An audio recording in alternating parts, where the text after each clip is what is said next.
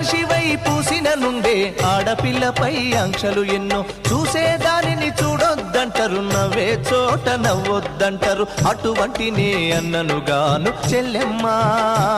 నీ చిన్ననాటి స్నేహితునమ్మా చెల్లెమ్మా అడవిలో నా నెమలివోలే చెల్లెమ్మా ఆటలాడుకో పాట పాడుకో చెల్లెమ్మా మల్లె తీగకు పందిరి ఓలే మస్క చీకటిలో వెన్నెల ఓలే చెల్లెమ్మా